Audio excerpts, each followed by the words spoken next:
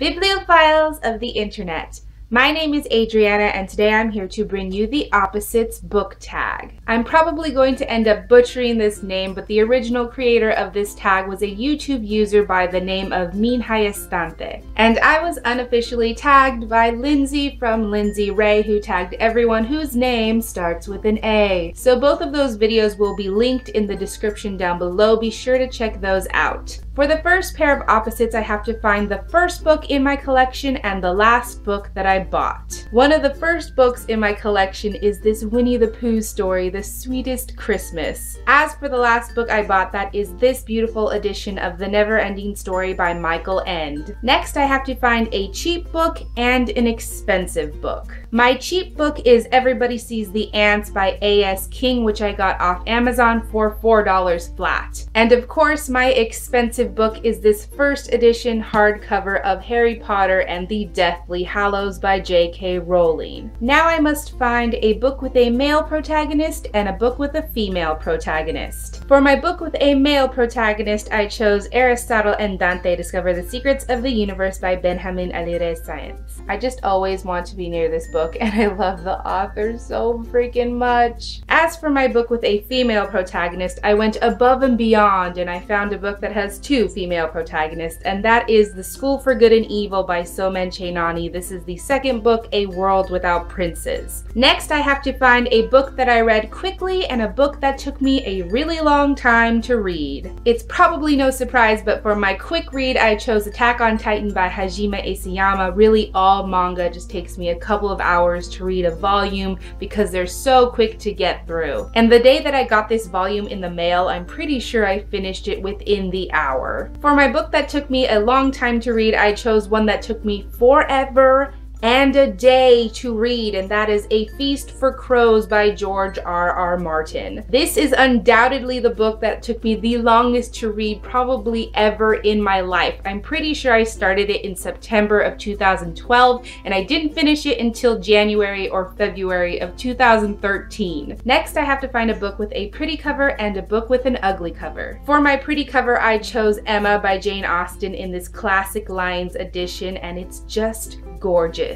And for my ugly book, I chose this generic edition of Sense and Sensibility by Jane Austen. I don't know how you feel about this, but I hate people on my covers, and I hate these creepy, portrait-like, boring people on my covers even more. Next, I have to find a national book and an international book. I interpreted this question as pertaining to the author, just so you know. For my American author, I chose John Green and his book Paper Towns, which also takes place in America, so bonus points. And for my international book, I chose Colorless Tsukuru Tazaki and His Years of Pilgrimage by Haruki Murakami. And for those of you who do not know, this is an example of Japanese literature that has been translated into English. And I'm fairly certain that this story takes place in Japan as well, so extra bonus points. Also, it's wonderful.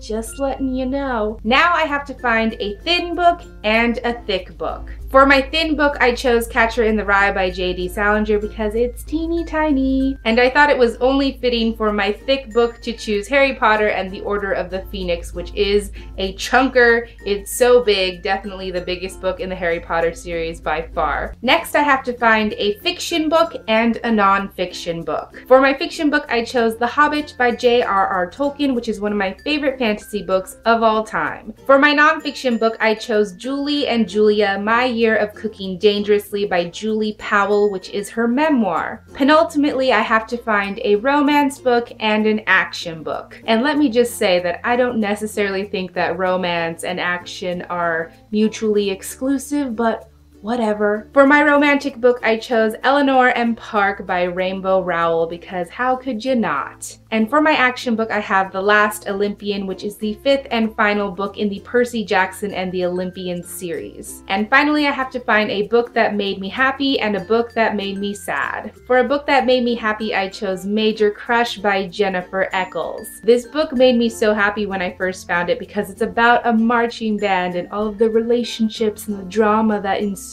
because of that, and I completely understood. I had never read a book that more accurately described my life. And a book that makes me sad is The Song of Achilles by Madeline Miller, though I wouldn't say that sad is the best word to describe how I felt when I read this book. I would say completely devastated or destroyed, but it made me sad in the best way possible. I embraced the pain. It was great.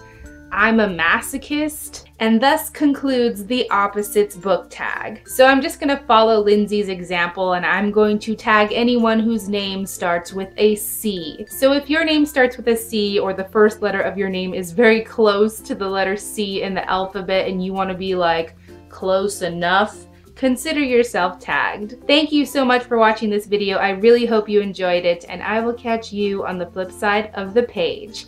Bye! Fire finger guns. That happened.